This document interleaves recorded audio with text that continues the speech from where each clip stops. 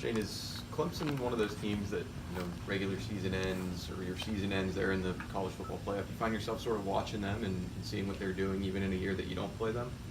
Yeah, it's definitely one of those teams I've always admired. There's always one of those powerhouse teams. You got Clemson, Alabama, Auburn, those type schools and stuff. So definitely a good team. Always fun to watch.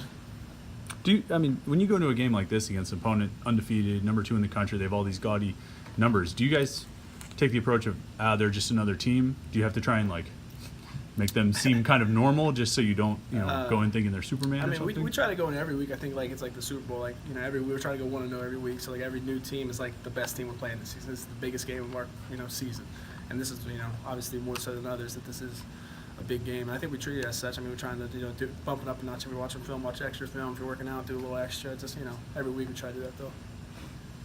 I know you don't face off against them, but as a peer, what do you know about their defensive line that's, a lot of people consider the best in the country? Yeah, they're definitely solid. I was talking to O-line. They're doing the same things we are, just watching extra film and stuff. I don't know exactly what they got. I know a couple of the tackles are real good. I know they got some accolades in the ACC and stuff, so they're going to be, fun to watch, hard to stop. From what you've seen, what do you feel like the strengths of the Clemson offense are? The quarterback's got an excellent arm. I know he's young and stuff, but he's probably throwing the ball better than any quarterback I've seen. He's got a quick release and stuff, so I'd say that's probably the most impressive part. He hasn't been sacked much. Is that him having pocket presence or them just blocking really well for him? Maybe both. He's a young guy, so I don't know how good his pocket presence is, but that O-line's pretty sound. Just going through trying to find cut-ups and stuff that works on him, it was a little difficult. They're pretty sound across the board. So what changes have you seen in your head coach from the time he got here, he got Mitchell, and now? I'd like to say he's calmed down a little bit, but he hasn't. He's still got the same amount of fire and energy he had when he first got here. I'd say he trusts us a little more. He's been around us longer now, but he's still the same guy, really. The fact that he still sort of maintains that defensive coordinator mindset, that sort of energy, and it hasn't left him as a head coach, has that been helpful? If so, how?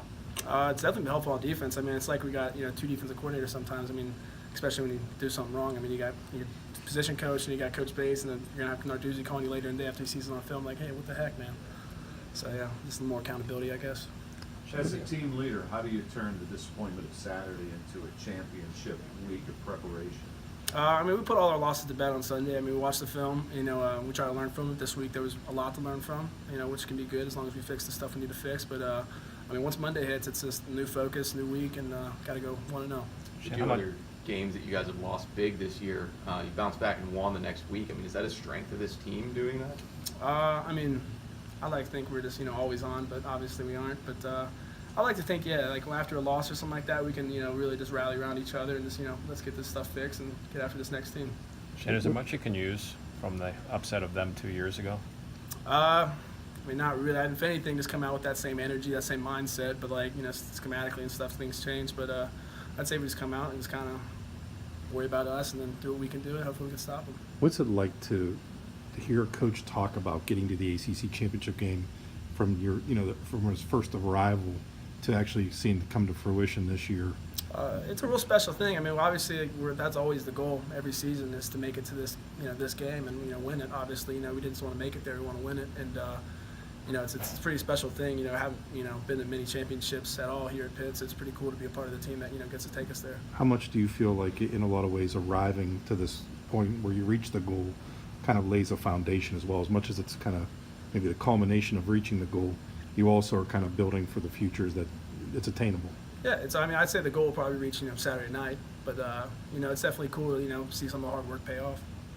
You mentioned the accolades for some of those Clemson guys. Your coach said that you guys are pretty much the no-name Pittsburgh Panthers. Nobody was first team all ACC. Do you guys take that as a sign of disrespect, or is that something you guys talk about at all? Personally, I don't. Being a D tackle, I don't get necessarily a lot of love anyways. They're taking on double teams and stuff, so I'm kind of used to it. But, for some of the superstars on the team, I can see, maybe that affecting them. But honestly, I think we just take pride in being that blue-collar team, no names or whatever. We know who we have in the room, and we're proud of them. So when you look at Clemson's offense, obviously they have special athletes, but X's and O's wise, is there a team earlier this year that they're similar to? I don't think I compare Clemson to anyone that we've played so far. They're completely different, honestly, than a lot of teams we play. They're real good on the RPO. I think they tailored an offense around this young quarterback that, it's kind of simple for him, but also, explosive. But their O-line, they have at least one guy's going to be pretty high in the NFL draft. Yeah, I'd say, a lot of their O-line's pretty sound. I mean, we're gonna try to throw some stuff at them maybe, but they're gonna be tough to get Who would after. you be matched up against?